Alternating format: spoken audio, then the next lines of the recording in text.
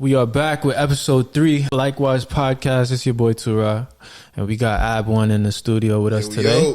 You know what I'm saying? We're going to chop it up, talk about a couple things. Yes, sir. On what we have going on as creatives, entertainers out here, etc.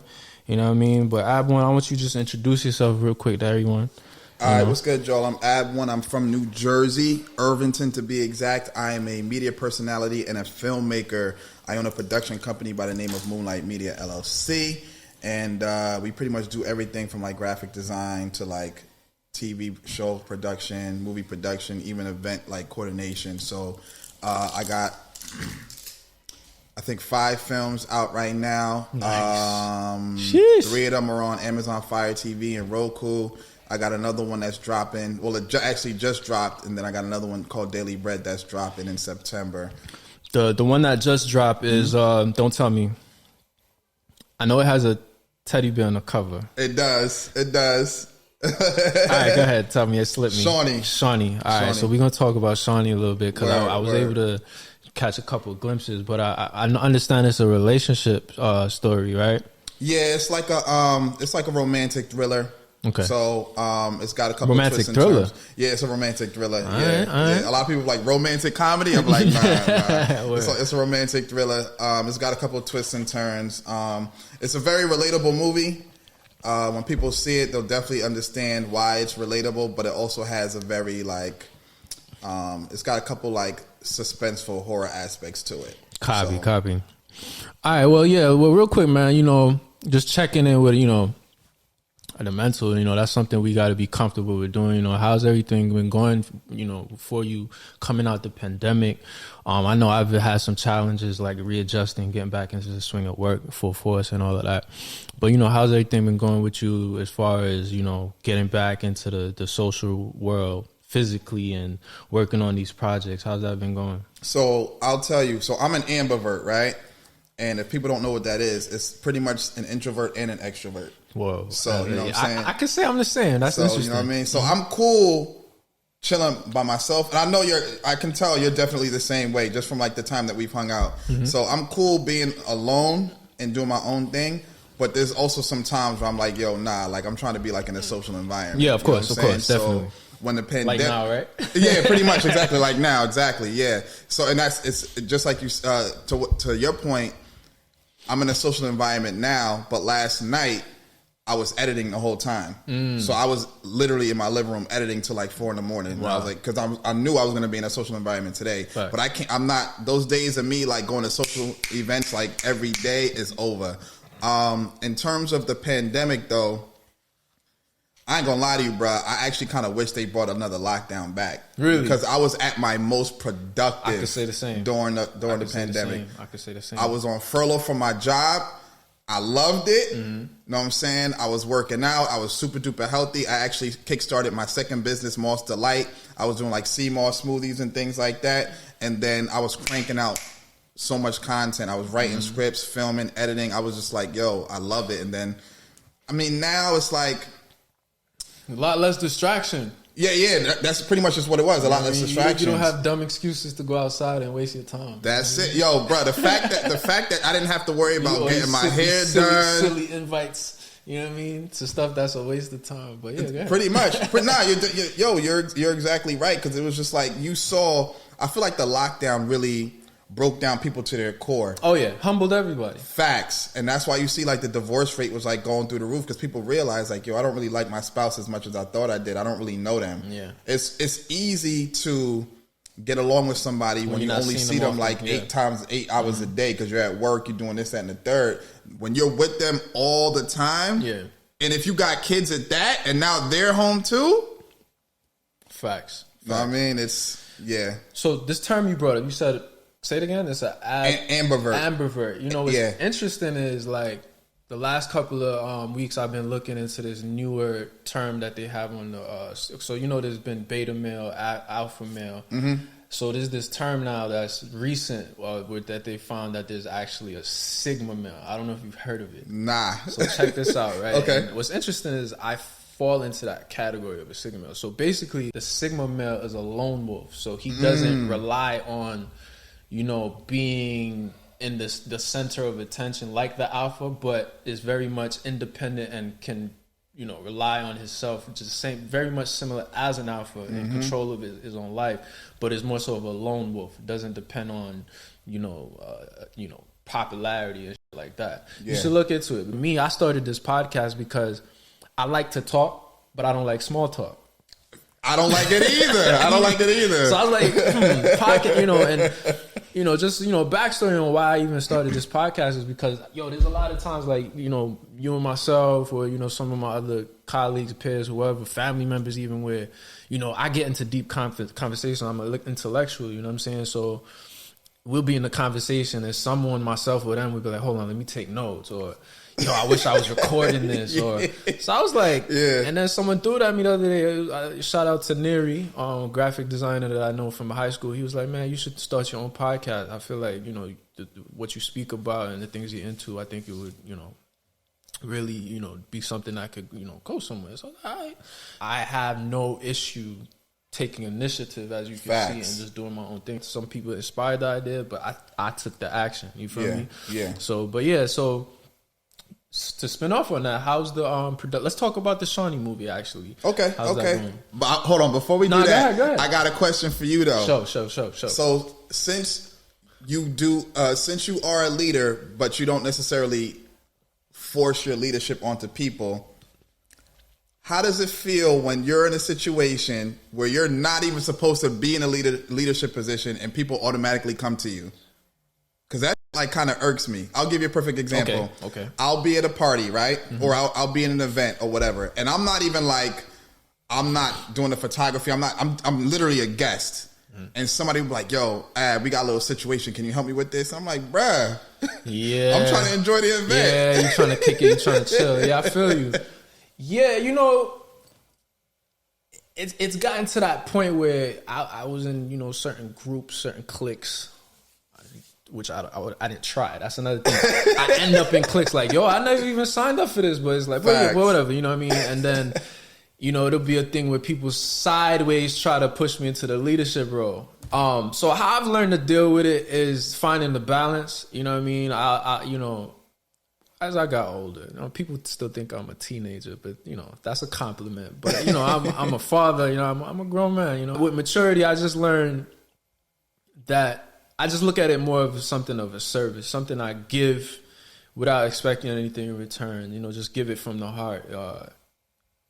Because if it was up to me in my immature stage, I would definitely decline any, you know, offer to take leadership. Not because I don't want to. Some people probably interpreted that as if like I'm scared to do it until they see me take initiative on stuff I really want to do. Then they're like, oh, he's a beast. You know what I'm saying?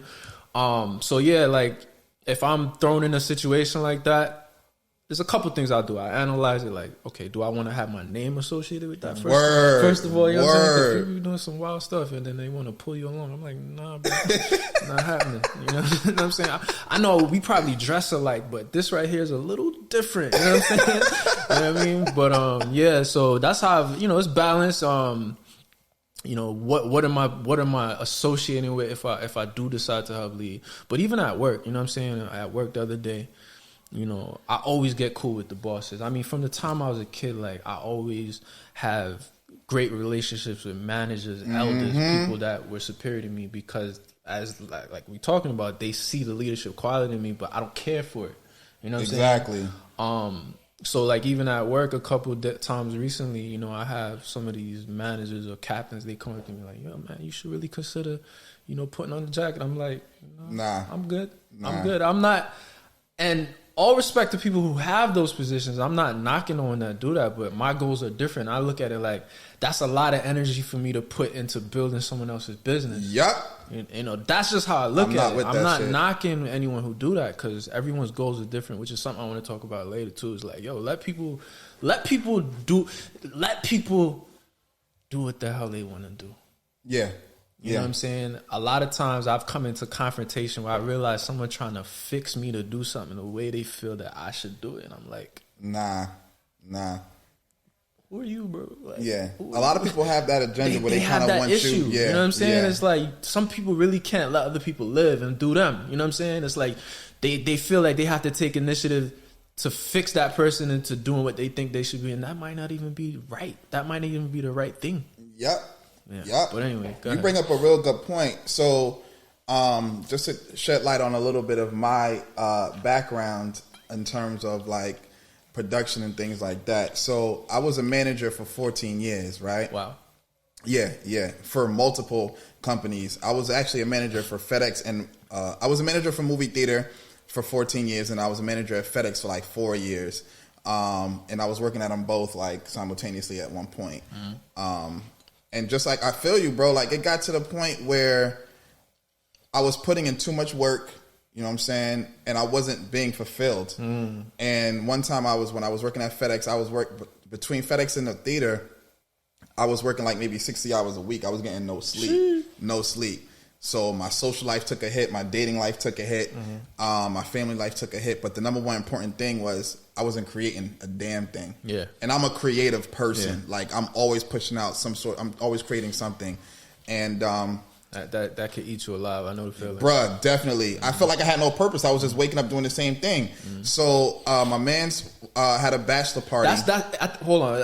I think it's at that moment when you realize money ain't everything in certain scenarios where you're exerting a lot of energy and it might be fulfilling financially, but you're not fulfilled internally. You bring up a very good point, because a lot, you know when I was telling people like, yo, bro, like I'm just not doing nothing with myself. Like I just don't feel like I'm like serving a purpose. I'm not making anything. I'm not doing anything. Like I'm just waking up doing this. Everybody said, but you caking though. You could buy whatever you want. Yeah. You know why don't you do this? Because you make, you know how many times I've heard, you probably heard it from the elders. Why don't you get a job with the city? You got the benefits, and it's like, yeah, that's not what I want. But I'm gonna be depressed. Exactly. You know what I'm saying? Yeah, I'm gonna start developing wrinkles earlier than I wanted to. You know what I mean? And you get trapped because you base your whole life around this job that's paying you so much. So you feel like, oh yeah, you know, I'm able to go on these vacations and things like that, but you're not really fulfilled. You know what I'm saying? And I don't even want to limit it to jobs. Sometimes even certain entrepreneur fields that people go after because it's the new thing that everyone else is doing. And I think you run into that in social media. I've seen the trends. I've seen how, like, okay, for example, MLMs, right? Okay. Multi-level marketing. I ain't knocking it. You know what I'm saying? It can be rewarding, but I've seen how that, or like drop shipping. Oh, you know what I'm saying? Yeah. Yes, these things work, but it's like, are you doing it just because everyone else is doing it? Or just because it's financially rewarding, but are you fulfilled inside? And you know, and if I have to share anything and I took that time because, you know, I did financial services for a while. I was selling life insurance. And that's a hustle. Like 3 or 4 years. Yeah. And I was doing all right. I was doing decent. I was a top seller, you know. I went from being extreme introvert to like getting it to that point where I could literally walk down the street, talk to anyone, get their number, and be in their house that same evening, getting a check. You know, having their social security, everything, and running a professional business, and just like that, you know, shout out to all the people that have mentored me with that. But it got to a point where I wasn't feeling fulfilled. You know what I'm saying? You hit that crossroad. Yeah, I hit that crossroad. But go ahead, you was talking about the... So my man's had a bachelor party, and I wasn't getting any sleep, like when I was working these 2 jobs. And I came home from work. The bachelor party was at like 8. I came home from work at like 4. Wow. I took like a 2-hour power nap. Didn't get sleep. 2-hour power nap. Started picking people up. We going out, you know what I'm saying? Long story short, I was driving home. I fell asleep at the wheel. My car hit the divider on the highway. What? And then it hit a wall. And my man, shout out to Prince Charles, because he looked me out. He's a mechanic. And I called AAA. AAA was like, we can't get on the parkway. We're not allowed to get on the parkway. My tire, I tried to like jack the tire up and replace the tire. The jack broke. So I was stranded on the parkway. My man was like, yo, he works overnight. So he was like, I'm not going to be able to get there till like 8 p.m. tonight. This happened at like 4 in the morning because we was leaving the club. So this happened dumb late. Yo, I wasn't even tripping. Though, you know what I did? Once he told me I'm going to be there at 8 p.m., I took that time and fell asleep in the car. I said, this is the only time I'm going to go to sleep. Wow, that's and I the only fell asleep time on you the car on get the rest. side of the highway. And when I woke up, my phone was blowing up because everybody was like, yo, where you at? It's been like 24 hours, whatever. And that's understandable. I get it. But that's when I woke up. Like after the next day I got my car fixed, I was like, snapped out of it. Something's got to change. Something got to change. I left both jobs. I was like, I'm going to get a 9 to 5 because I need something with structured hours. I took a massive pay cut. To pay your bills. Yeah, and I was like, yo, F it. Like, I'm struggling now with the money. That was my last employer. I was like, I'm struggling now with the money. But that's when I started my production company. And then things just started just falling into place. I just felt like, now this is what I'm here for. Yeah. This is my purpose. You know what I'm saying? It's interesting you said that. I just read a quote. It said, Jim Carrey once said that if you have an issue with temporarily maybe not driving the best car or, not having that $3,000 apartment and maybe just going with the studio. I forgot the words he used to that effect. He was like, to be honest, if you can't do that to temporarily, do better further down the line, you care too much about what people think. Yep. You know what I'm saying? That's facts. And I want to say this, in this day and time, it's even more easier to get trapped in that. It is. Because of social media. Yep. Because of social media. And I don't care. Anyone could argue with me. Like, I have seen how, because I'm very attentive to detail, right? I have seen how me just innocently doing something has caused a chain reaction of maybe people that are following me or in my circle to do something because they feel like they have to match or level up. And it's like, dog, we're not competing. I'm not competing. It's like, but that just goes to show you people's levels of insecurity where because of the frame that they're looking through, which is not accurate, they see things as competition when it's not. That's true. You know what I'm saying? And so they create this unconscious hostility between people over time when that wasn't even, you know what I'm saying? I can't tell you how many times. Word. I tell people the same thing. Like, if it wasn't for the fact that me being a creative, just like you said, we have to showcase that, I wouldn't have it either. You know what I'm saying? I don't care for it. I don't need any of that validation. I completely understand why celebrities have somebody to run their account because it's like, why? It's toxic. Yeah, it's toxic. And I don't want to feel like, oh, I got to post today because I need to show them this and I need to show them that. Like, I don't like doing it. For anyone watching this, I'm going to relieve you. You don't have to do caca. You don't have to do nothing. Word. You don't have to do... Look, we live in a day and time where we see it time and time again where you probably thought path A was the path to reach a destination, and then you see that someone took path Y. Word. And got to the same place. Don't let nobody... Look, these are man-made rules and laws. Okay, these are not God laws. Because now you're creating extra stuff that you know that's taken away from the things that really matter. Yep.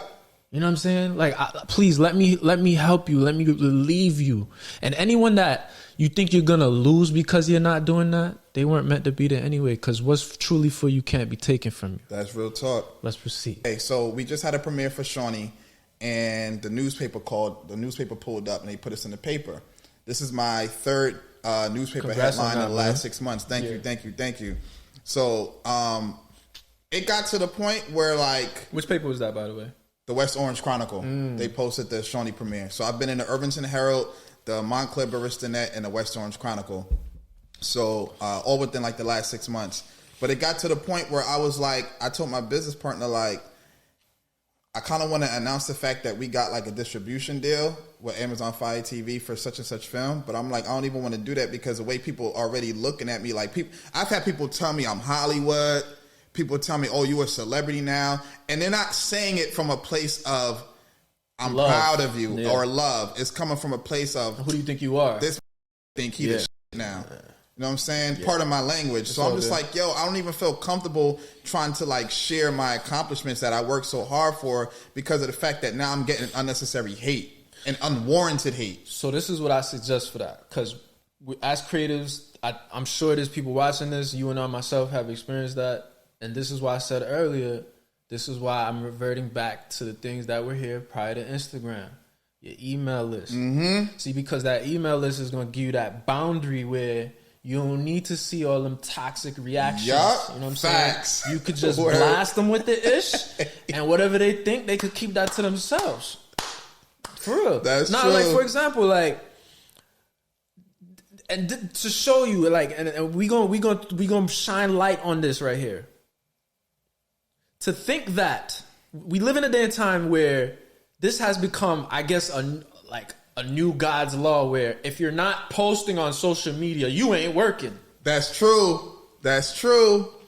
To prove That's it, true. I can't tell you how many times it just happened the other day, and I could show you these messages.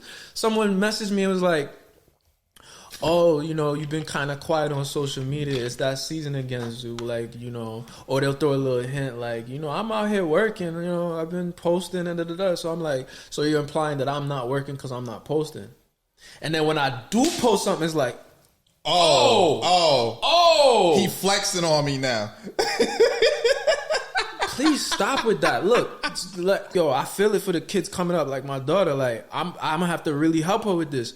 You do not have to do that. Mm-hmm. And if someone wants to assume and we're gonna talk about assumptions. If someone want to assume whatever they want to think because you're not posting as frequent or you're not broadcasting your whole life story and all your business, that does not make you less of a person, or that does not mean that you cannot arrive at your success. Please stop. Word. Or even better, do what you want, and I'm gonna do what I want. That's it. Yo, so let's talk about Shawnee, man. Because to be honest, I really, you have another screening of it coming up anytime soon? Yeah, I'm gonna have another screening for it. I'm doing screenings for my other film, Daily Bread. That's a horror film. But for Shawnee, I'm gonna have a couple screenings for it. It just got accepted into the Hip Hop Film Festival in New York. Nice. So that's gonna be screening there. I'll let you know the dates. Please, that'll be screening sometime in August. So that'll be there too. So now, did you write it? So, fun fact about that movie, it was actually not supposed to be a movie. Oh. We were going to do a music video for a singer. Oh, wow. So, things kind of just like didn't go as planned. She like backed out of the contract last minute. So, and I mean last minute, like the day of the shoot. So I was like, you know what? We booked the Airbnb. We got cast members coming from like 3 hours away. I'm not about to just tell them, yo, just go home. So I was like, yo, you know what? Let's take the idea for the treatment that we had, expand on it. No, I did not. I'm still on good terms with her, but that was some that she did. Yeah, but you see, go ahead. But we so, you know what I mean? So, everything is a lesson, like we were talking about before. Behind it, everything is a lesson. And this was definitely a lesson too, because I was like, well, it proved that we could do it, but also this is how we know in the future. Mm-hmm. You know what I mean? So we had the Airbnb booked. I just needed 2 more locations. We had like 4 or 5 cast members. So we took the treatment idea that we had, we expanded on it, and the whole movie was improv, and the cast killed it, because these are like real actors. So this is a short film? Yeah, it's 20 minutes. Okay. It's 20 minutes. Okay. So, we did that. So I co-directed it, because mostly I was having to be a producer. I had to find locations that would let us shoot there, you know what I'm saying, and all of that. And we knocked it out the park, man. And the cast did their thing. It's a great film, yo. It's a great film, from the editing to the storyline to the sound design. Everything is fire. So tell me about the storyline, or do you want to share? All right, so we have, there's a couple, and I'm not going to get too much into too much. I don't want to spoil it. Yeah. It's a couple, and the lady, her name is Nadine. It's her birthday. And her boyfriend made plans to go out for dinner. He's supposed to surprise her at dinner, and somebody surprises them at dinner with some secrets that wasn't supposed to be said. And that's all I'm going to say. Spilling the beans. I wouldn't say spilling the beans, but some things transpired that's the part that you got to watch. Yeah. But even then, with that twist, because you find out exactly what's going on with that and why it's going on, there's also another twist at the end too. And it kind of leaves you on like a cliffhanger. Copy. Okay. Now, how has your experience been working in that group environment, with because I know you have a business partner. I believe I met her. She was the one that filmed that interview we did. Yes. Was that like Jen? 2017 maybe? I don't know. Yeah, that was a minute ago. Jen, Jen, definitely. That's who you're referring to now. Y'all still. Yeah, no, we still, her and I still, awesome, Jen and I still, she's cool. Yeah, that's my rock. Cool. We still rocking out. Doing our thing. Okay. In terms of like that group environment, like, all right, so I'll tell you this, right? Because it's your production company, right? Her and I both co-own it. Okay. So, for the majority of our films, I'm usually the director because for the majority of the films, I usually write them. So I'm like, I'm going to direct it because I'm the only one with my vision. You know what I'm saying? But I also produce too. Like I work with a lot of other people outside of my company and stuff like that as well. But in terms of like the group environment, I love it because we handpick our cast. We don't do like casting calls. We know who we want. We want somebody to play such and such. I got the perfect person. Yeah. And I know our energies match. Obviously, as I get bigger and we keep growing, that shit ain't gonna fly. Right, it's gonna be like, yo, this is who we got. You're gonna have to make it work. Yeah. So I understand that. But for right now, I like it. You know what I'm saying? It's good. I flourish in it. You know what I'm saying? And it is what it is. But I will tell you what I don't like. I don't like when you're on set or I'm in a creative atmosphere and then I got to go to work the next day. Or the same evening. I've done video shoots where it's like, I'm flying out that sucker heading to work after that, man. Yo, but you know what's crazy though? Yeah. I perform my best under pressure. Okay.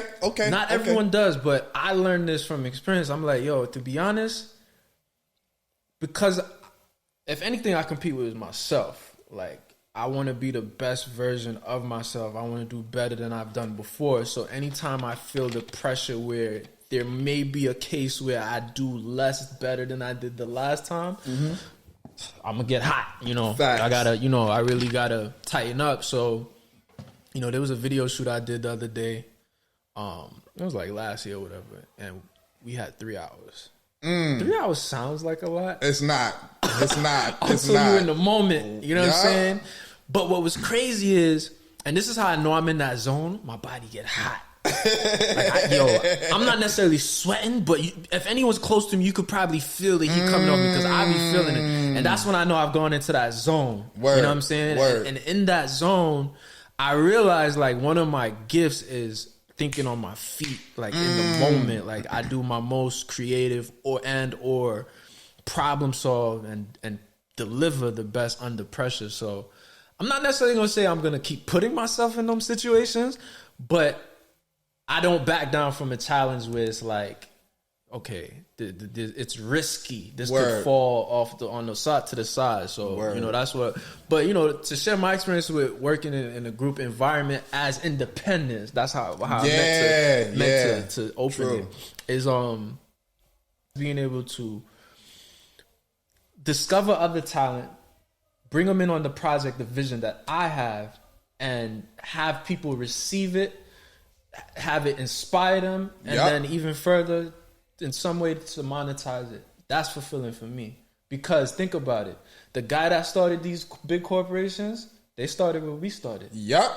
You know what I'm saying? Yep. And it's everybody want to be the boss or be the entrepreneur, but they don't want to take that route. It's like you want all these cosigns and all these things from other people to define your success, when no, your success is being able to have a vision and bring it into fruition. It's that simple. And I feel like it just hits different when it's something that you created yourself and it's received the way you expected it to be received. That's the fulfillment. It is. You know what I'm saying? Yeah. Because as, we are entertainers in a way, right? So, of course, we do look for a reaction or response for the people that we're trying to entertain. Correct. Me making music, it's challenging because there's that part of me naturally that I really don't care.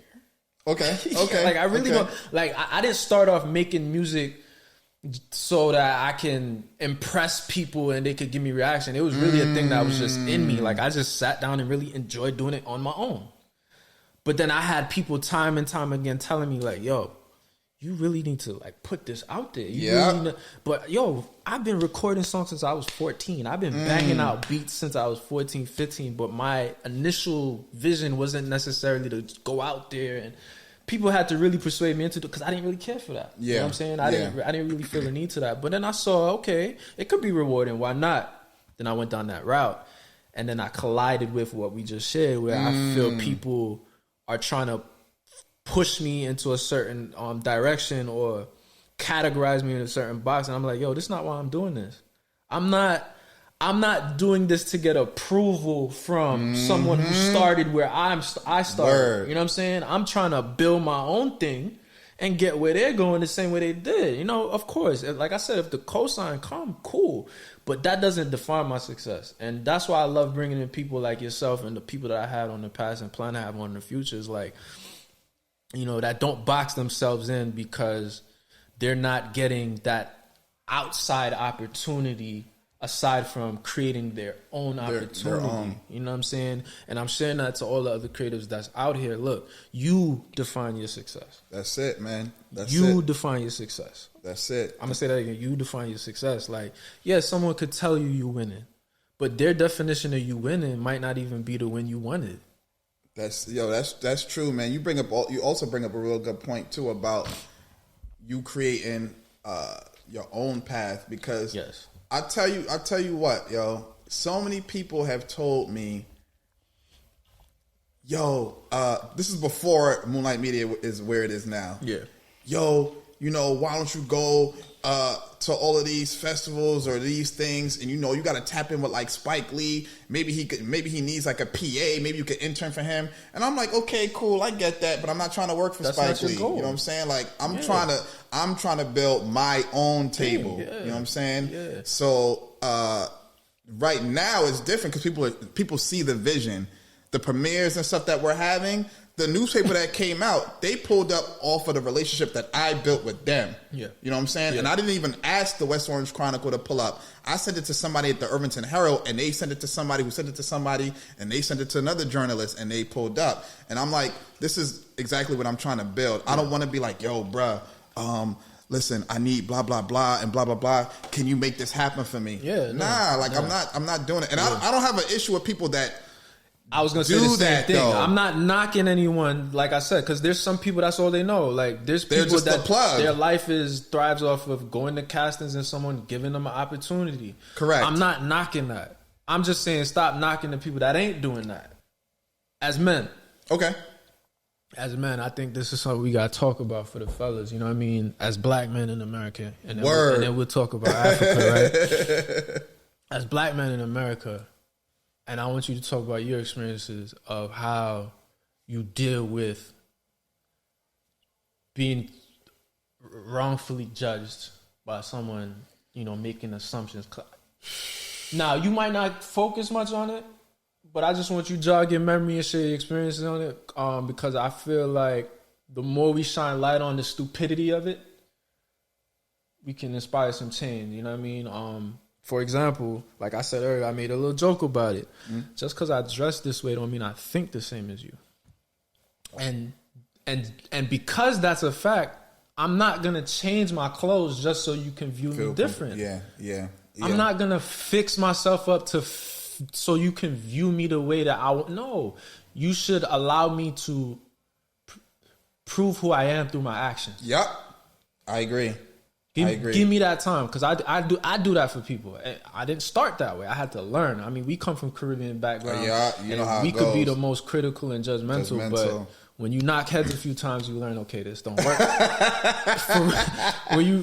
Because one thing, as Jamaicans especially, you know, I'm partially Haitian too, but I was raised by Jamaican side of my family, is that one thing we Jamaican people know how to do is we know how to be combative. Yep. You're Jamaican as well. So I already know. For me, it got to that point where it's like, yo, I don't like war. You know what I'm saying? In the sense, it ain't necessary sometimes. Or some of the arguments you get in it, you sit down and be like, why? You know, that's why my ex-girlfriends, they at some point, they got confused. It's like, I would do everything in my power to avoid the argument. I'm not going to argue with you. Word. I'm not about the back and forth. You know yelling and screaming. I'm not with that either. Especially when it's stemming off of something, back to what I started this with. It's stemming back. Sorry, it's initiated off of something that was based off of an assumption. I'm not about to argue and prove myself to you off of something that you're assuming. You can't. No, that's not. It's got to be objective. An assumption. It's no. Nah, you know what I mean? Yo, you know how many times like I've been in a work environment or just in public, and you could feel that someone's fixing their energy with you a certain way because they're assuming. And then intentionally, what I would do now is I'd be cool. I'm not going to get flustered by it because I know better now, you know, maturity. You know, I'll give them some time and I'll watch how all of that gets broken down. And then they come to you now with a whole different attitude once they realize that all the assumptions that they had in their head was dumb. It wasn't even real. So I want you to talk about that because as a black man, independent black man, especially where you don't really feel like you need to rely on it, because people love that. I don't know, it's a dopamine when they feel like they're needed by someone. So when they come across us where it's like, dog, I could make this happen on my own with or without you, it's a different experience. So I want you to talk about that. I'm one of the most resourceful people you'll ever meet in your life, bro. Like, to me, and I know people have like this stigma like, oh, I hate asking for help. And I get that. I get that. To me, I don't need to ask for help. Right. If I hit somebody, and that's for not help, arrogant. It's not. It's you know it comes from self-reliant. Correct, exactly. I'm so self-sufficient. I'm on it like, you know what? I'm gonna figure this out. Whatever I gotta do, and if I feel like I need help, I'll get it. Real quick, you know what do you think molded you to be that way? My father. I think definitely my father and my mom. So I come from a family of they're all siblings? Entrepreneurs, honestly. You say who? You have siblings? I do. Okay. I do. I have 3 sisters and 1 brother. I'm the youngest. Okay. So I come from a family of like entrepreneurs. So my sister has never had a job in her life. My mom had a job when she was like 17. I think she had that for like maybe a year or so, if that. But they've like, my dad has worked in corporate. He's had his own business. So like, these are folks that have like paid off their house, you know what I'm saying? Taken the whole family on vacations, bought like vehicles, luxury cars, whatever the case is, off of their own business. My parents always taught me, whatever you want, you work for it. Right. You work for it. You don't manipulate somebody to work for you. Right. You don't try to like undermine somebody, lie to people, this, that, and the third. So the issue that I run into a lot is, one, I don't like small talk, like you said. And the fact that I don't like small talk, I have a tendency to be very reserved, but I'm also very observant. Same here. So a lot of people will look at me and be like, oh, I feel like you got an attitude problem. Yeah. You know what I'm saying? Assumption again. An assumption. And I always tell, you know how many times people who will meet me in person that we've been like friends with on social media for however long, they'll meet me in person and be like, yo, I never thought you was. I thought you was an asshole. I know what you were going to say. That's, you know what I mean? Yo, I thought you was an asshole. I got that, I'm like, oh, really? That's what you thought? And I always tell people, I'm a really nice guy. It's just people be trying me. They come in my DMs, they come in my comments, they say something crazy to me. You know what I'm saying? They try to like undermine what I'm doing. And it's just like, yo, bro, like, I'm not combative. Right. But don't take me there. If we gotta go there, we gonna go there. You know what I'm saying? So, and that's one of the dangerous things to add to that is like, it didn't take me long to learn this, and I think some people still play with this. It's like, yo, don't just assume because someone's quiet or reserved that means they soft. Like that could damn near cost your life. And I'm really giving some real advice out here. Stop playing with quiet people. That's real talk. Quiet bro. Don't mean soft. Quiet don't necessarily mean shy. Quiet could just mean I gotta be quiet around y'all because y'all dumb. Let me keep my mouth shut. No disrespect. It could mean many different things, but never step to someone incorrectly. Always give people equal respect, and like I said, allow people to prove who they are through their actions over time. Because a lot of the conflict and confrontation that we get into as individuals with other people is because we out here assuming. Yep. Oh, he's soft. I'm gonna tell him how I feel. Yeah. I'm gonna do this. Or I'm gonna test him. And stop testing people. Like, you don't got a life. Yo, I don't get it, man. I feel like that's a big reason. Test yourself. That's a big reason why America is where it's at today, bro. You know what I'm saying? That's what I'm saying. Because it's just people, they live off assumptions, you know what I'm saying? And then it's just always, people just become so divided. They assume, they never want to have conversations. Yeah. They want to ignore you. Ask questions. And it's just like, yo, talk to me, bro. People are weird. Just ask questions. Like, some people don't know. Okay, I got some advice. For people that are socially awkward, if you don't got nothing to talk about, all the things that you were assumed, those are your conversation starters. Ask the question and get the facts. That's true. Yo, like you said, I can't tell you how many times where someone, for whatever reason, took the time out of their day to really get to know me, maybe because we were stuck together for 2 to 3 hours. A lot of times it might happen. Like it's like, okay, we kind of stuck together, so let me just talk. We got to talk. And it'd be like, wow, I would have never thought. I didn't even know. Or, wow, I got the asshole thing too. Why? Because I don't talk like everyone else? Nah, you know what I'm saying? So, and then when people see that you got your own thing going on, they feel like you bigger than you are. You know what I'm saying? They look at you like, oh, he think he hot shit. Now he think he hot shit because he doing this and he doing that. It's that's like, not bruh, the case. That's in your head. Yep. You know what I'm saying? And for the people that I really feel like there's a lot of potential with our interaction, sometimes I try to, you know, help overcome that. If I sense that, you know, that's what's going on in their head, like I'll try to, you know, maneuver the situation just to let them see, like, it's not that type of time with me. You can approach me. We can talk. We can talk. There's a lot of things that we could collaborate on if you stop viewing me through this inaccurate lens. You know what I'm saying? So then to have to be within our inner circles and our, sometimes even in our family and in our community, to have to, look, I can't tell you how many times where I had to watch a relationship go south because someone started assuming. It's like they just locked into that assumption, and it was a thought, bro. It was a fact to them. That's it. You know what I mean? When somebody like, thinks it's a fact, that's it. It ain't nothing to just ask. Me, the same way, like if I want something, I'm gonna go get it.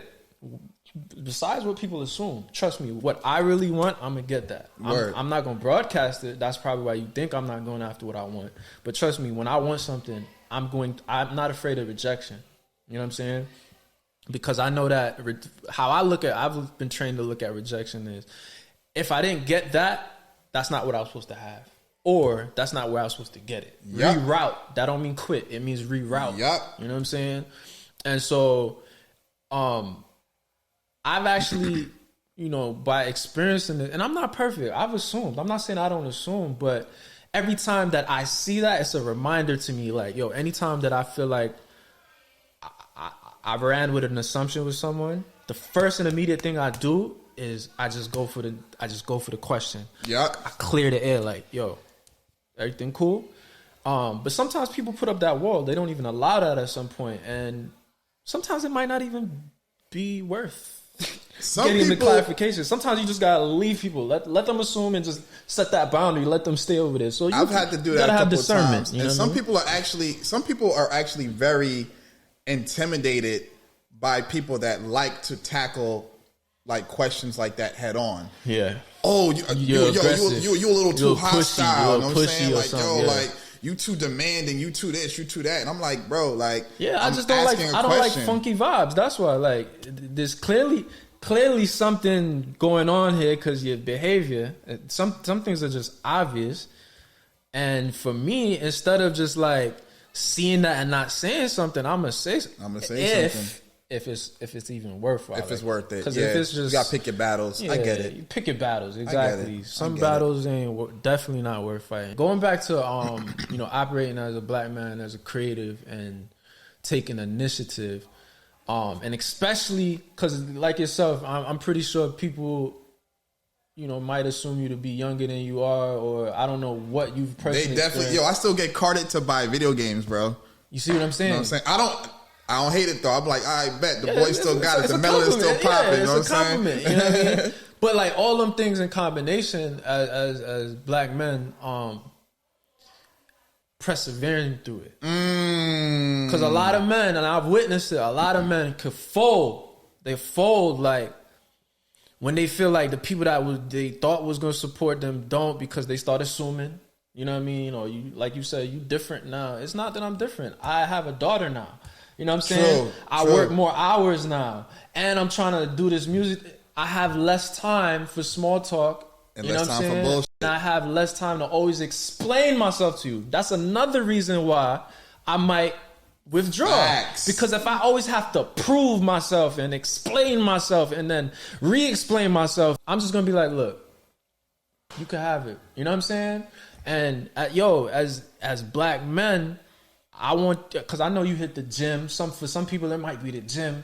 For me, I know is meditation, is doing my qigong, is tai chi. Like, what are the things you practice to be able to push through all the BS? all the challenges. You know what I'm saying? You bring up a my God, yo, bro. It's like you're the first person to even ask me this on like a platform, yo.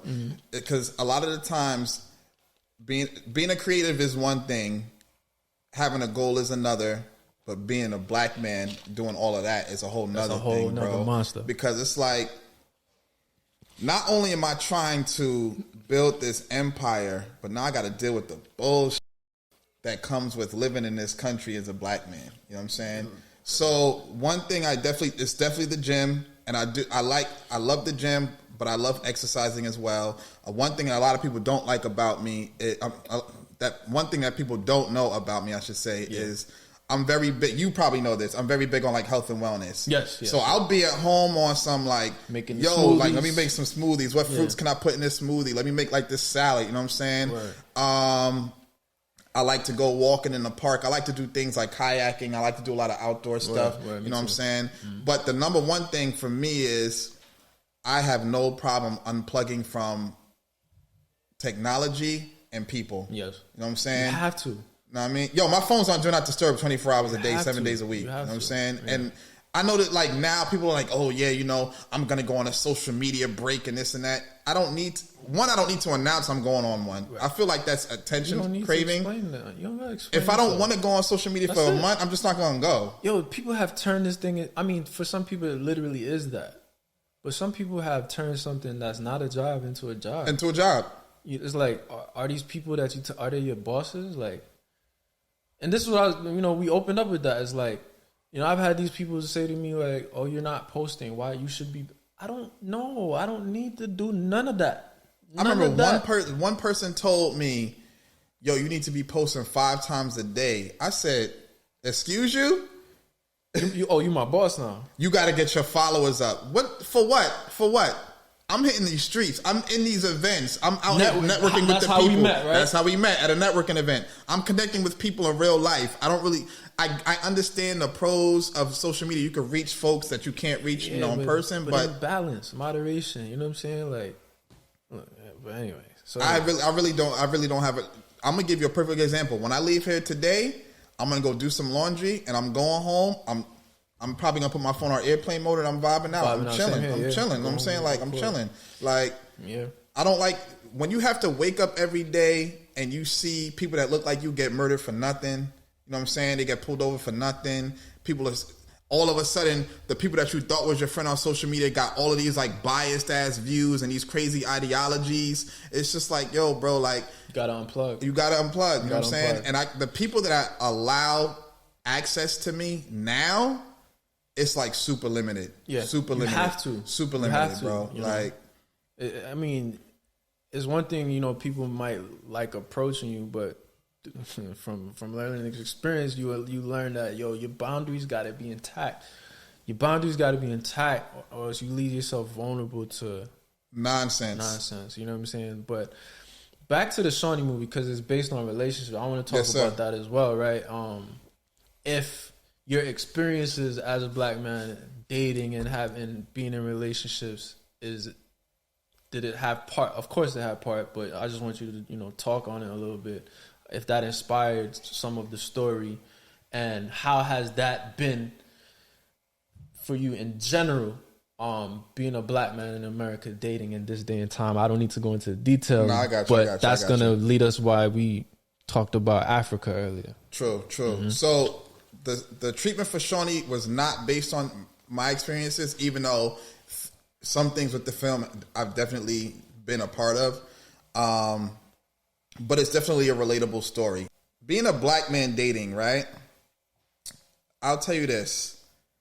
I used to never get approached by black women before. Never. Really? I used to always get approached by Latinas all the time. Now, I'm not saying I don't like black women. Yeah. I love black women. Just what approached you. Just never approached me. Ever. You know what I'm saying? This is back when being a thug was cool. But honestly, I think that's kind of like black women in our culture nowadays. They don't really do that, in the sense that they usually expect us to do it. So I'll give you this, right? For the most part. For the most part, I guess. Yeah, I guess you could say that. I mean, now dating now is a whole different situation. That's what we talking about. You can't even. You can't like as a man, you can't approach a woman at all at this point. Like, I feel like you have to approach a woman on social media or some sort of dating app. You can't approach them in real life because you're always some sort of creep. They don't want to give you a number because they're afraid that you're going to come after them if they say no. You know, whatever. And it's all for good reason. But I'll say this though to your earlier point. A black man that is building an empire like we are, dating is even worse. Because women will come out and say men hate independent women. You know how many times I've had women go ghost when they find out how hard I go for my business. You don't got enough time for me. I don't know who you with when you on set. And you get assumptions, and then you get to that point where like, look, I'm done explaining myself. I'm done trying to see, because it's one thing. You ever been in? I know you've been in this argument. I even got, but I'm gonna bring it up. You ever been in that argument with a woman where it's like they ask you something and be like, "That's not the case." Okay. And then they ask you again. I'd be like, "I already answered that. That's not the case." And then so now you say, "So you're saying I'm lying then?" No, I'm not saying you lying. So then what are you saying? Because you asked me already. You keep asking me, and I'm telling you it's not, and you're telling me it is. So you're saying I'm a liar. Yep. And then when you get to that point, you're like, all right, well, the wisest thing to do here is just not say anything anymore, right? And then you find nowadays where, I get it, there is some dudes out here wilding, right? There is some dudes out here wilding. So I'm not saying that, you know, women are bugging out with some of the assumptions that they have, but keyword is an assumption. You have to, I had to learn to do this, right? Everyone had to learn to do it at some point. You got to deal with every situation in the moment. Yep. Meaning if in the moment someone hasn't wronged you, you have to treat them as that. We got to stop mistreating people based on an assumption. Like, I've been in many relationships where a woman took action off of an assumption. I get it. That might run across your mind, but at the end of the day, until that comes up, be careful that you don't mistreat people because of something you're assuming. That's my only argument. That's oh my God, that's a real fact. Because this day and time in dating, that's the common theme. Because I'm different. I might dress like the dudes you're attracted to. But it's like, I guess they go through this too good to be true syndrome where it's like, but and then they sabotage it. They sabotage it. And I watch them sabotage it. I'm like, yo, you just created all that drama off of something you're assuming. For nothing, bro. And then when I kind of like, get annoyed with and fed up, they get in their feelings. But it's like, yo, you are abusing me. That's called abuse. You are mistreating me off something that is not real. Yep. I know you've experienced this. And I feel like in this day and time, people, mental, we have our things. That's what I'm saying. But I'm not saying that I'm not taking no sides. All I'm saying is for anyone you interact with, the right thing to do is to allow them to show you who they are over time through their actions, not by what you're assuming. What I experienced in Africa, in Ghana, interacting with women really opened a whole different experience up to me where I realized that how we are interacting with the opposite sex here in America, and we've been convinced or have assumed that that's normal, is not the case. Yeah, I know. It's not the case. And how much blame do you want to put on for social media though for that? Social media plays a part of it, but I really think I want to give partial, maybe like 25% to social media. But what I really would say it's American culture in general. Because think about it, we got to understand that the reason why the culture of our ancestors, right, or just the cultures that did way better than us before our present day and time culture here in America, the reason why they did well is because they had codes of morality. Mm-hmm.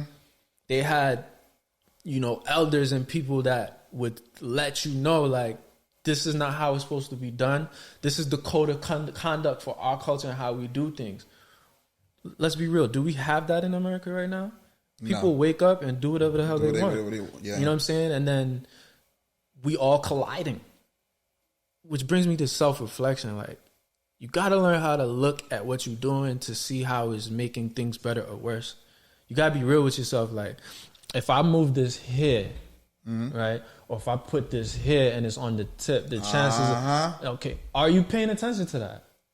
Right? Because with it being your intentions and your actions, if you're paying attention to like, okay, when I do this, this is what it caused. It was a lot of friction. It was a lot of toxicity. All right, so maybe I shouldn't do that no more. Or it's just like, I don't care. Right? And I feel like we as a people, as black men, as black people, just people in general, we got to get better at being at that place where we can tune out the world, log out of social media, and self-reflect. Look at our behavior like, yo, I talk to so-and-so this type of way. Or I need to apologize. I need or to apologize. Or even if you don't have the courage to apologize, because I know this is what people like to do, and I know you experience it. I call it the indirect apology. You know what the indirect apology is? Okay. I have too much pride and ego to say sorry, so let me send them a gift. Or let me send them a heart emoji to let them know that everything's all good. Nah, I don't play them games, man. When I'm wrong, it's like, look, the other day I was out of pocket for what I said. I apologize. I'm sorry. You know what I'm saying? And you talking about earlier about having a select circle. And nowadays, the people that I bring really close to me, if that just ain't in you, I'm not trying to teach you that.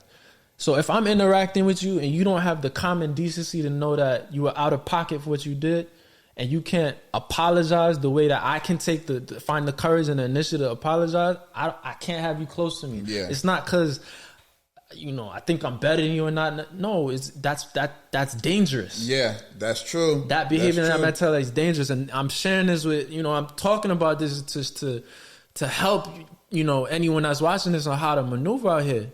It's not about changing people. It's about knowing how to set boundaries. If you put your best foot forward, you have your best intentions, you're dealing with someone, and they don't know how to mirror that or reciprocate that, don't hate them.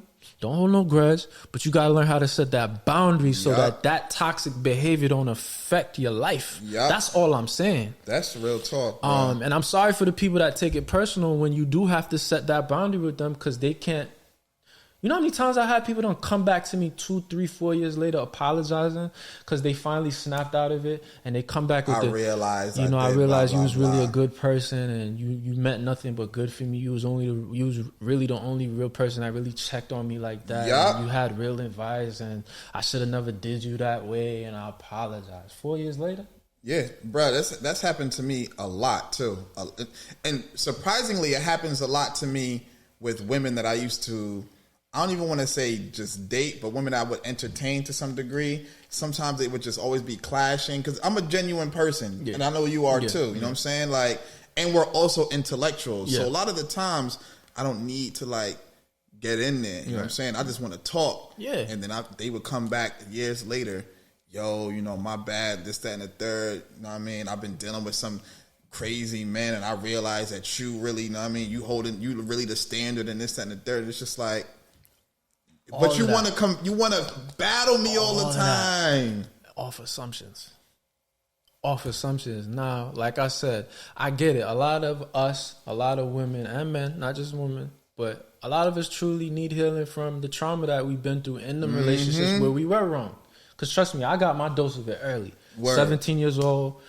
A girl had me under the impression that this baby she was having was for me. Meanwhile, she knew she was creeping with some dude. Actually got knocked up by him because I was just so naive. I'm like, that gotta be my kid. Mother had mother's intuition. Maybe like a year into the, baby. I know, a year after the baby was born, my mom just hit me with that. I don't think it's your kid. And, I was younger. I was 17, 18 at that point. I'm looking at her like, how could you say something like that? As they say, your elders done cross the same path you before. So at that time, at that age, I was like, yo, she wild for saying that. I know what I did. You know what I'm saying? And that's what I told her. I know what I did. Lo and behold, man, go and do that DNA test. The kid wasn't mine. And I experienced that at 18. And imagine I had that much trust in a shorty, you know what I'm saying? At that age, however you want to call it, being heartbroken, I've experienced that disloyalty, that dishonesty from someone that I was dating very early. But I've recovered for that. I don't take that into the relationships, because I mean, from there to now, that's been quite some amount of years. You know what I'm saying? Facts. And I'm blessed to have a daughter today, but I didn't bring that into my relationships. But it helped me have more patience, but still having knowing where to draw the line, knowing where I'm dealing with someone that has not been able to heal from their wounds, and they're taking it out on me. That's never a good look. And I feel like that's where a lot of people, not even, just like you said, I'm not singling anybody out. I feel like a lot of people now just have a lot of trauma that they need to deal with. Absolutely. You know what I'm saying? And there's also a lot of people out here that don't know how to be single. Yeah, vibe with yourself for a little while. Like, yo, rock out with yourself. Like, I know men who's just like, yo, nah, if I don't have a shorty with me on the weekend, like, what am I doing with myself? Like, I gotta blah, blah, blah. And I know women that's like always gotta entertain so many dudes. It's like, yo, just chill out. You know what I'm saying? No self-control. You know what I'm saying? And then you gotta deal with all of this extra energy you bringing in from these people that you're dealing with. Like, learn to just rock with yourself. You know what I'm saying? And that's it. Ain't nothing wrong. I saw somebody post the other day. It was a woman posted something like, "Oh, I took myself on a date," or whatever the case is. People was in the comments like, "Oh, like you lame," like. Yeah. I'm sure a dude in your DMs could have took you out. Like, you kidding me? Who does that? That's weird. That ain't weird. Yeah, you know how many times I had, a female say this to me? You don't got a girlfriend, you not dating no one? And they look at me like something's wrong. Like something's wrong. Yeah. I was like, clearly, but by the time I share that story I just shared with you, what happened to me at 17, they be like, "Oh, I get it. I get it. Like, you ain't got time for the BS." You know what I'm saying? But you shouldn't have to explain yourself. I shouldn't have to explain that. You feel me? But they be looking at me like I'm wild. Like, you single? Like, you gay? I'm like, no. That's always the first thing they say. They jump to the, nothing against them, but you know what I'm saying? They jump to throw that title on you just because you're not dating. He must be in the closet. Something's going on with him. Something's wrong. It's like, again, I look young. But I got some years. I've been through some things where I have self-control. I know not to just jump into things just for the sake of it, just for immediate gratification in that moment, and then regret it afterwards. You feel me? And this is why I vibe with a lot of mature or older women. I'd rather say mature, Yeah. Out of love, you know what I'm saying? But a lot of women, mature women, they vibe with me because they see that I'm there with them as far as the experience is concerned. And to prove that, I was at work the other day and I was having a little friction with some of the younger women that I work with. Cause why? You could tell that they dealing with me off of assumption. I'm not maybe giving them the attention that most guys usually get. So they trying to figure me out. They trying to push buttons, test my buttons, and I'm doing everything in my power to just not call them a little girl and say something that's gonna offend them. I just ignore them. You know what I mean? You learn that with maturity, right? You just ignore them. Word. And then when the older ones came. Older women always vibe with me, and it's the sweetest energy, right? Because they dope, see the maturity. It's I see how you handle that. They won't say it, but they'll come around me like, you different. Hold on, let me pick your brain. And I'm like, all right. So then we talking, and one of them, she made a joke. She made a joke that was an assumption, and I think it was a hint to the younger girl because she did it in front of the younger girl, and she was like, "But I'm just kidding because I don't know you like that." And I was like, I peep, I see what you did there. I see what you did there. She's like, "But I'm joking because I don't know you to say that." Yeah. See? Yeah. Now, mind you, she's been there. She's crossed that path, and she's at that state of maturity where it's like, yo, you can't just talk to someone or mistreat someone just because you assume. It's corny. You know what I mean? Corny. And to add to that, because we're entrepreneurs, I want to share this too. Do you know how much opportunities you could lose or throw away because you thought that it was supposed to come from a person that's supposed to look a certain way? I can't tell you how many times I got an opportunity through a person that I just took the time out of my day to have a conversation with, being non-judgmental. And it was like, wow, I didn't even think that this would come from you, right? But I humble myself and still have conversations with you. And look, I'm blessed now, and vice versa. You know what I'm saying? Yeah. And I just want to put that out there, like, yo, God works in mysterious ways. They say, right? don't think it's the dude that got the most clout that's supposed to put you on, or don't think it's supposed to be Mark Zuckerberg or true. you know, the people that's it can come in any way, and you limit the ways that blessings could come into your life if you're too fixed on how it should look, how it should sound, how it should be. You got to be open, you got to be reserved, you got to be patient, and you got to be able to look at things and allow it to show you what it is before you make that judgment. And that's what I've learned. I can't tell you, I mean, clearly, look how we met and look what we're creating today, because, you know, we vibe, we talked, and then boom. You know what I'm saying? That's how things happen. You got to be in the moment, flow, and allow people to show you. They're going to show you. As they say, people will show their true colors. You know what I mean? But you have to let them show. You can't make the judgment and an assumption and then it be wrong. And then you put this person in a category where they probably didn't belong. You know what I'm saying? And therefore, you weren't able to collaborate and create to the fullest of potential because you miscategorized the person. Yep. Now you look crazy. You know what I'm saying? Charlemagne said this. He made this statement. I don't even know when. I'm assuming it was a few years ago, but he said, people only recognize opportunities when it has monetary value. And I said, that is so true, yo. Yeah. People don't realize how much you paying me. I got to get the bag. Yeah. How much is this? How much is that? What you going to do for me? And a relationship is so much more valuable than a check. Facts. And I tell people this all the time. All the time. Oh, I don't work for free. It's like, okay, I get that. Certain situations, all right, I get fairly, it. You know what I'm saying? You know what I mean? But that relationship, stronger than anything else. You know what I mean? Stronger than any dollar you're going to get. The things we experience as you know, doing it independently, man. I mean, I've witnessed how, you know, there are some people where their head get a little big, you know what I mean? And they start looking at these titles and these things that are man-made. You know what I'm saying? Because, for example, how many years have we been on planet Instagram? I'm sorry, I say Instagram. In this world, how many years have we been in this planet, in this world? You see that, right? Instagram is a Johnny-come-lately thing. Facts. Yet, people have now used it as a very heavy determining factor on how they're going to judge someone. That's true. How many followers you got? How many followers you got? Oh, who you following? Or who you following? Or who are you in? Man, some of the stuff that just make you just want to log out that app permanently. And I'm not saying that it's balanced. Of course, you got to use these things. But I would appreciate a phone call. So I can give you my real, genuine feedback. That's real talk. Yo, that's real talk. And I always tell people, like, we're losing our social skills as humans with these damn apps, man. I'm serious. Yo, you know what's crazy, right? I went out with my father, and we was just chilling, and there was a couple right next to us, right? Whole time, both of them on their phones the whole time. Oh, yeah.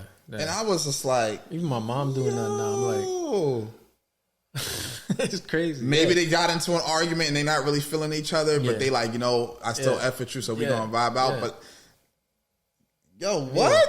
Yo, ain't nothing like the authentic face-to-face interaction with someone. And that's when I really shock people, because like from afar, I guess people really be assuming I'm shy because I'm quiet or whatnot, because I don't be on the social media bragging like I don't need to do none of that does nothing for me, so I don't do it. So I guess people, I don't know what was in people's head, but anything you want to share, you know, we gonna, you know, wrap this up here. Anything else you want to share? I know you said you do have a new movie. A Daily Bread is coming out. I'm gonna probably drop that on Halloween. Nice. So right now it's just pretty much all Shawnee. I'm focusing on getting it distributed on another platform right now. I'm not even gonna get into that situation. No problem. But how's it been going? You on Roku TV? You've been having it was on Roku TV and Amazon Fire TV, and everything was going good. It's just the partner that the distribution partner I was working with, that just kind of it's like improper business practices and like unprofessionalism. I just it's all good though. We keep it pushing. Yeah, exactly. And everybody who knows me, I'm a progressive person, so I looked at it like, okay, that's your loss. Yeah, you know what I'm saying, because watch where I go next. So You know, my thing is, if there's a will, there's a way I maneuver. That's it. You know what I'm saying? I don't gotta beat my chest, but just know I'm a find a loophole. I'm a work around this obstacle. And I don't gotta boast about it. And we live in a day and an age of it favors the creator. Yes. You know what I'm saying? Yes. So at this point, it's just like whether you're doing music, you're doing movies, you know, you want to do podcasting, whatever the case is. If you're creating content, we live in that age where people will pay top dollar because they need it. Facts. You know what I'm saying? Mm-hmm.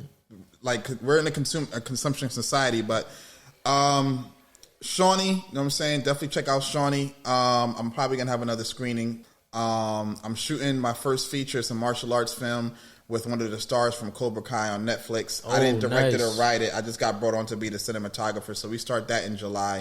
It's called Karate Weirdo. Thank you. It's about an autistic girl who gets bullied in school, and she takes up martial arts to like overcome these obstacles. Gotcha. So it's just look out. Just look out for Moonlight Media in general. That's Instagram _Moonlight Media, spelled exactly the way it's supposed to be spelled. There's no zeros instead of O's or nothing like that. Moonlight Media _Moonlight Media on Instagram, and that's pretty much it. Word, man. Well, definitely thank you for passing through all the way from Jersey. Oh, of course. Brooklyn today, by the way. New space we got here. I'm loving it. Hopefully y'all loving it too, man. But you know, dope having you here. Yes, sir. Always good conversation. All day. Definitely send me those invites. Day. You know what I mean? And what I plan to do is at some point when we build up more episodes, you know, and put everyone like in a pool where they can just network and communicate, just knowing that they've been here. You know what I'm saying? That's a good luck. That's a good luck. Yeah, bless up, man. More success to you. Keep pushing. Keep your boundaries as a black man. Keep your head strong. Make that trip to Africa. Oh yeah, that's definitely gonna happen. That's definitely gonna happen. I didn't really get to go into it as I wanted to, but this don't got to be the last time. Of course, we vibe and we have conversation, but definitely make that trip to Africa. It was an awesome experience to me. But we definitely covered a lot of dope things in here that I believe people appreciate today. So thanks for showing up and sharing that moment. And thanks for having me, yo. You brought the tostones and all that. Broke the fast with the tostones. The kombucha. I'm gonna sip that on the way home. Alkaline water. Oh yeah. You already know. I'm about to be done. You already know. I'm all about that too. Health and wellness, baby. Health is wealth. All right, and with that's a wrap for episode 3. Again, Abwon Uno right here, Tuu Ra, and we out. Peace.